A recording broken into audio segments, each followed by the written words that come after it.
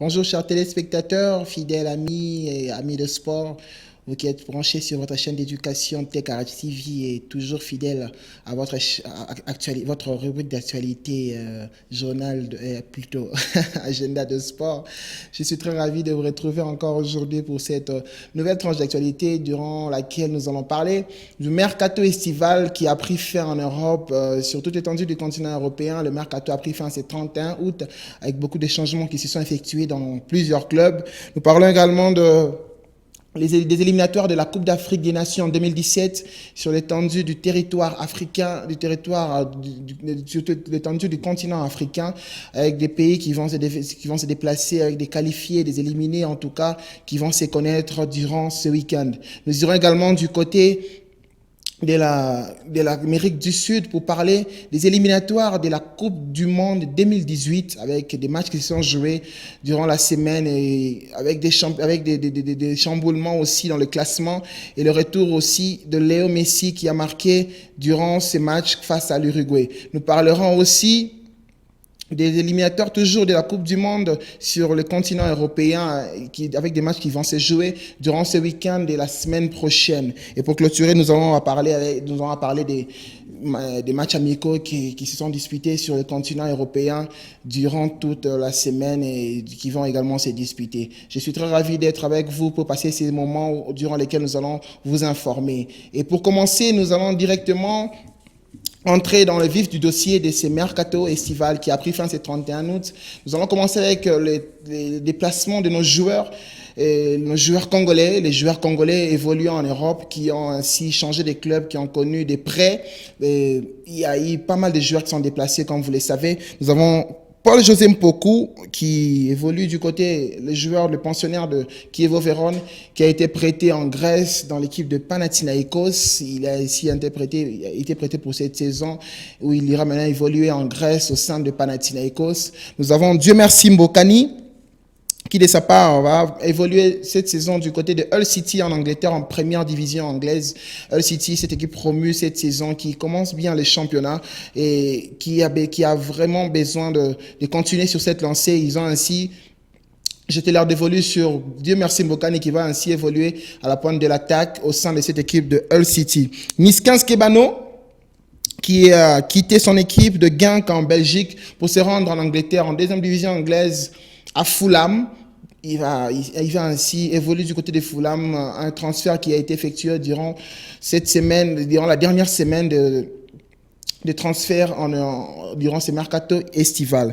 Et ainsi, Marcel Tisserand a quitté Toulouse et s'est engagé avec l'équipe allemande en Bundesliga, l'équipe de Ingolstadt, pour un contrat de 4 ans, un montant de transfert qui s'élève à 5 millions d'euros. Marcel Tisserand va ainsi évoluer en Bundesliga cette saison, non pas seulement cette saison, mais durant 4 années, oui, pour l'équipe de Ingolstadt dans laquelle il a signé.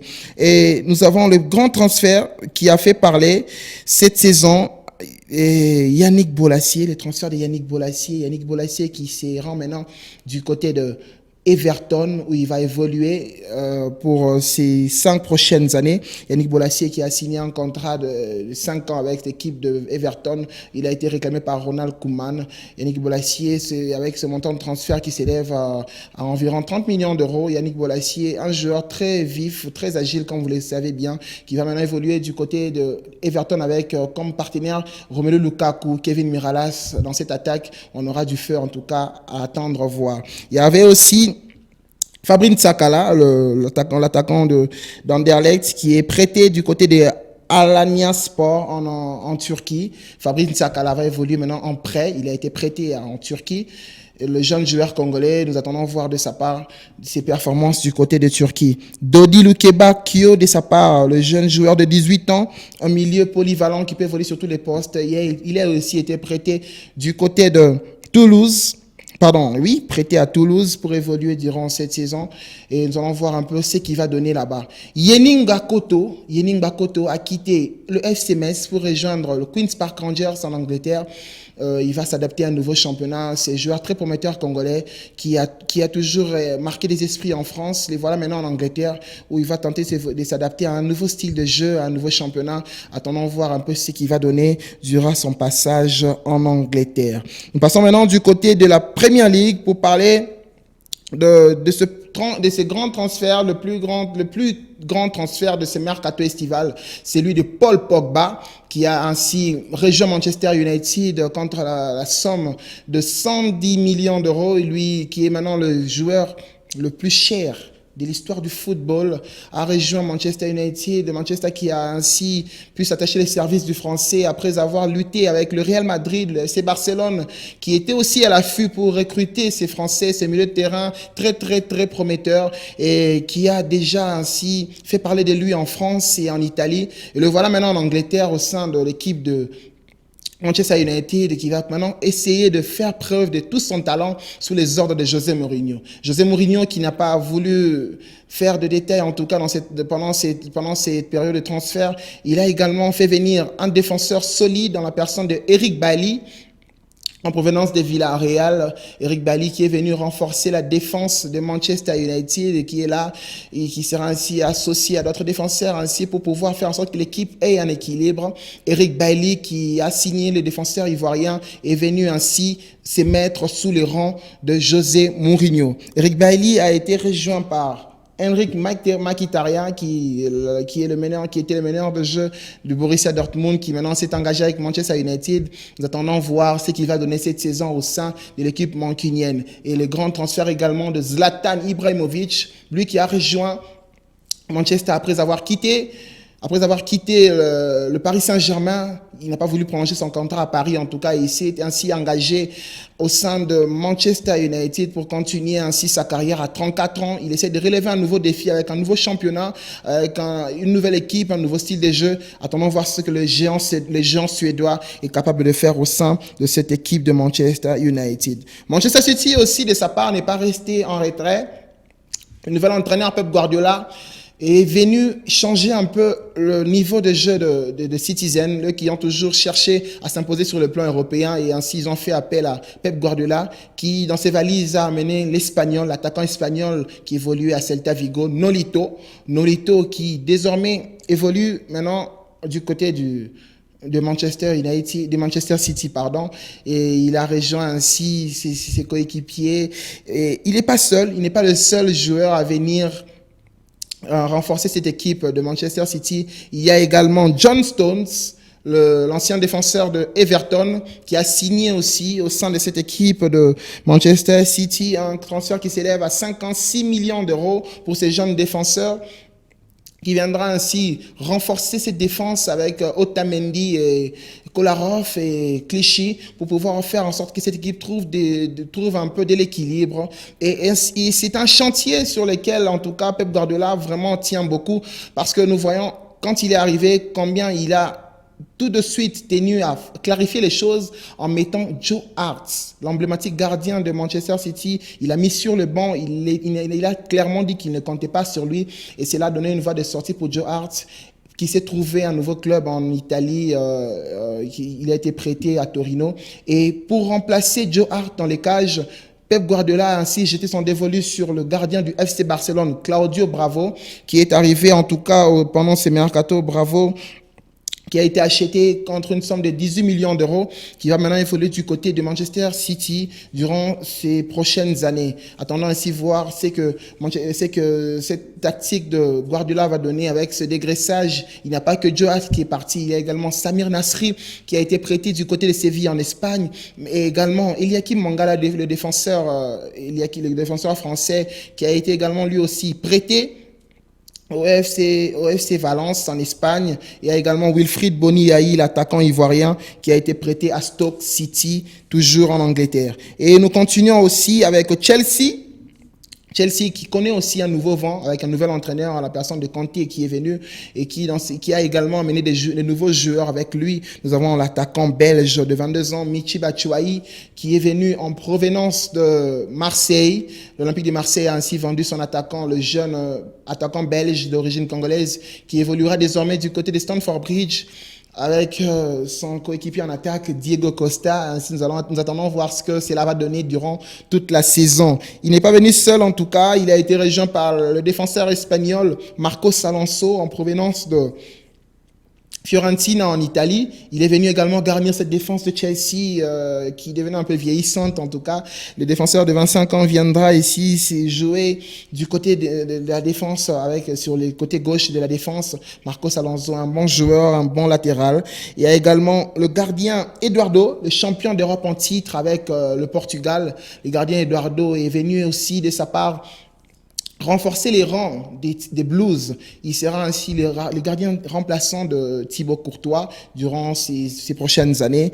Et également le Français N'Golo Kanté qui a passé un très bel Euro, qui a joué également durant la saison passée, qui a passé une très belle saison avec son équipe Leicester, qui a été championne d'Angleterre en titre. Et N'Golo Kanté est venu un peu donner du tonus à ses milieux de terrain de City et à ses milieux de terrain de Chelsea, comme vous l'avez compris.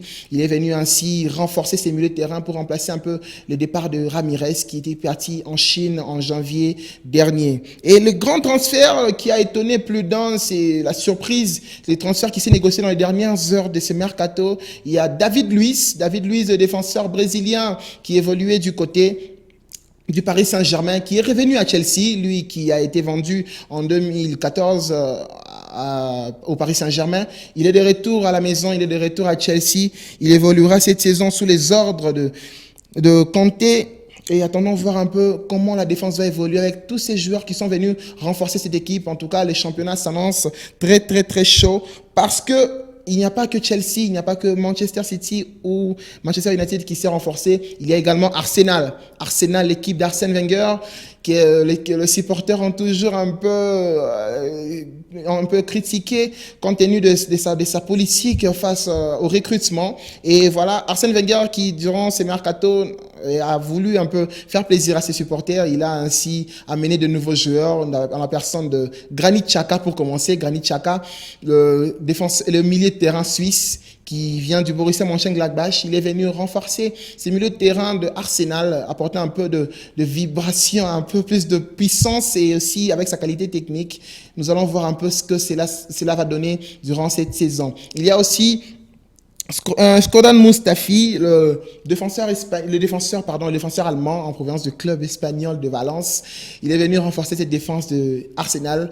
Il y a aussi, après lui, il y a également l'attaquant Lucas Perez qui est venu épauler Olivier Giroud et Alexis Sanchez au front de l'attaque de Gunners. Et attendons voir un peu ce que ce joueur qui est très intéressant, qui vient du Deportivo de la Corogne en Espagne, ce qu'il pourra apporter en tout cas cette saison au sein de cette équipe d'Arsenal. Tottenham de sa part a fait signer dans les dernières heures de ces mercatos Moussa Sissoko, le milieu de terrain français qui était convoité par beaucoup d'équipes, mais qui a finalement décidé de s'engager avec Tottenham, un transfert en tout cas qui est intervenu dans les dernières heures de ce mercato. Lui d'ailleurs qui a été déjà signalé par d'autres journaux au sein de l'équipe d'Everton, ils ont déjà donné la nouvelle qu'il a signé à Everton, mais finalement c'est avec Tottenham qu'il s'est engagé et il va évoluer avec Tottenham durant les prochaines saisons.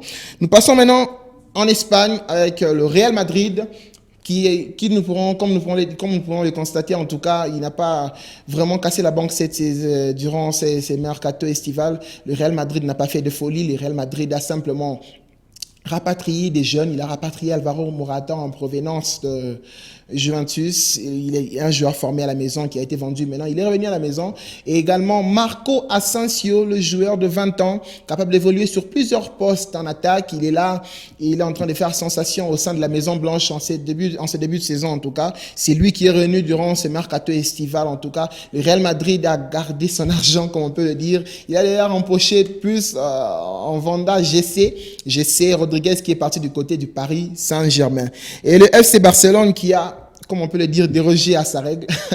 Lui qui nous a habitués à ne pas trop dépenser, lui qui nous a habitués à promouvoir ces jeunes. Le FC Barcelone a dépensé durant ce mercato pour acquérir les services de André Gomes en provenance de Valence et également le grand attaquant de Valence, Paco Alcácer, qui est venu ainsi suppléé, qui sera là sur le banc pour jouer les remplaçants de la MSN. Il a dit qu'il a confié à la presse qu'il est vraiment très content de pouvoir évoluer ainsi aux côtés de Messi, Neymar et Suarez. Et ainsi, nous allons voir ce que Paco Alcácer va pouvoir donner à cette équipe du FC Barcelone qui a toujours beaucoup de talent, qui a toujours beaucoup de solutions au front de l'attaque. Et nous passons ainsi en Italie. L'Italie, oui, avec la Juventus Turin qui règne toujours en seul maître, en tout cas depuis quelques années en Italie. Et il y a une équipe qui tient toujours le coup, qui essaie toujours de mettre la pression sur la Juventus. Et cette équipe est Napoli, qui avait un buteur en la personne de Gonzalo Higuaín. Mais durant ce mercato, la Juventus est allée piller, en tout cas à Naples, et a ainsi acheté le buteur argentin de Naples, Gonzalo Higuaín, contre une somme de 90 millions d'euros. Il sera ainsi en train d'évoluer maintenant au sein de cette équipe de la Juventus de Turin. Comme vous le voyez bien, Gonzalo Higuaín est maintenant à Turin en train de jouer à la Juventus. Malgré que ça ne plaît pas beaucoup à beaucoup de supporters de Naples, mais voilà, c'est ça la réalité du foot. Il sera du côté de la Juventus de Turin. Et la Juventus n'a pas que Higuaín, il y a maintenant Pjanic qui est venu aussi renforcer cette équipe et Benatia en provenance du Bayern Munich en tout cas. Et le grand transfert, ce transfert qui a étonné plus d'un, c'est celui de Mario Balotelli. Mario Balotelli, qu'on attendait plus en tout cas au haut niveau cette saison. Lui qui a été refusé à Liverpool, il est indésirable pour Jürgen Klopp. Et le voilà qui se retrouve en France au sein de l'OGC Nice. Il a signé un contrat avec l'OGC Nice. Il va évoluer du côté de l'OGC Nice. En tout cas, je dois le confirmer pour ceux qui doutent encore. Mario Balotelli jouera cette saison à Nice, en France, en Ligue 1. Et il sera ainsi accompagné d'un autre grand nom, c'est un défenseur brésilien, Dante, en provenance de Wolfsburg. Nice qui a fait un très bon en tout cas mercato cette saison en s'attirant des bons joueurs pour ainsi essayer de concurrencer les Paris Saint-Germain qui règnent en seul maître au sein de la France. Et nous continuons ainsi pour vous signaler aussi que le Bayern Munich n'est pas resté derrière le champion d'Allemagne en titre. Lui, de sa part, a engagé le défenseur Mats Hummels en provenance de Dortmund, son marché préféré en tout cas. Mats Hummels est venu aussi renforcer cette défense munichoise et attendons voir ce que la saison prochaine va nous donner. Parce que ces changements, nous allons voir un peu comment la Ligue des Champions va évoluer. Nous allons voir comment tous ces championnats vont évoluer et voir ainsi l'évolution, peut-être la résurrection de certains joueurs comme Mario Balotelli par exemple. Nous passons maintenant à une autre étape, si je peux le dire. Nous allons parler des éliminatoires de la Coupe d'Afrique des Nations 2017, Gabon 2017. Et ce week-end, il y aura des matchs qui vont se jouer. Il y a d'ailleurs certains matchs qui sont joués ce vendredi. Au groupe A, nous commençons avec le groupe A. Le groupe A qui va voir la Tunisie recevoir le Libéria et le Togo sera face au Djibouti. En tout cas, des matchs qui vont se jouer durant ce week-end. Attendons voir un peu ce que ça va donner. Nous passons au groupe B. Le groupe B qui est constitué de la République démocratique du Congo. La République démocratique du Congo qui sera face à la République centrafricaine, c'est dimanche 4 septembre au stade de Martyrs à Kinshasa. Et l'Angola, de sa part, recevra le Madagascar, c'est samedi 3 septembre en Angola, à Luanda. Au groupe C, nous avons le Mali. Le Mali qui jouera face au Bénin le dimanche 4 septembre. Et ce même dimanche, la Guinée équatoriale recevra le Soudan du Sud. Au groupe D, le Burkina Faso recevra le Botswana le dimanche 4 septembre et l'Ouganda sera face aux Comores. Groupe E maintenant, la Zambie recevra ce dimanche le Kenya et le Congo-Brazza sera face au Guinée-Bissau. Groupe F avec le Cap-Vert qui jouera la Libye, c'est 3 septembre. Et le dimanche, le Maroc sera face au Sao Tomé et Principe. Le groupe G, le groupe du Nigeria qui recevra La Tanzanie, c'est dimanche, et c'est samedi, 3 septembre. Et le match entre l'Égypte et le Tchad est ainsi reporté à une date ultérieure. Nous aurons également au groupe H, le groupe du Ghana. Le Ghana va recevoir le Rwanda, c'est samedi 3 septembre à Accra. Et le Mozambique sera face à l'île Maurice. Le groupe I, le groupe de la Côte d'Ivoire, il faut le signaler, les champions d'Afrique en titre qui vont recevoir la Sierra Leone sur leur terrain, c'est samedi 3 septembre. Et le groupe J, nous avons le groupe J, le groupe de l'Algérie qui sera face au Lesotho, c'est dimanche 4 septembre. Et avant ça, le samedi déjà, l'Éthiopie va affronter le Seychelles. Au groupe K, nous avons le Sénégal qui va jouer la Namibie ce 3 septembre, c'est samedi 3 septembre. Et les dimanches, nous aurons dans le même groupe le Niger qui sera face au Burundi. Le groupe L, le groupe du Malawi. Le Malawi qui va jouer le Swaziland, la Guinée qui va également jouer contre le Zimbabwe. Et tous ces matchs vont se jouer, c'est dimanche 4 septembre. Et pour terminer, nous avons le dernier groupe, le groupe du Cameroun, qui sera face à la Gambie, c'est samedi 3 septembre. Et le match entre la République sud-africaine et la Mauritanie s'est joué ce vendredi en Afrique du Sud, où les Sud-Africains n'ont pas pu faire mieux qu'un match nul face aux Mauritaniens sur leur propre terre. Un match nul d'un but partout qui condamne ainsi les Sud-Africains à rester à la maison. Ils ne seront pas de la fête, en tout cas au mois de janvier, durant la phase finale de la Coupe d'Afrique des Nations qui se jouera bien évidemment au Gabon. Nous passons maintenant du côté de l'Amérique du Sud pour parler éliminatoire Coupe du Monde Russie 2018 avec des matchs qui se sont joués durant la semaine, des matchs importants où nous avons vu le retour gagnant du capitaine de l'Albi Céleste, Lionel Messi, qui est revenu et qui a marqué pour les comptes de son équipe qui s'est imposée sur la plus petite des marges, 1-0 face à l'Uruguay. La Bolivie, de sa part, a battu le Pérou sur le score de 2-0. La Colombie a battu le Venezuela 2-0.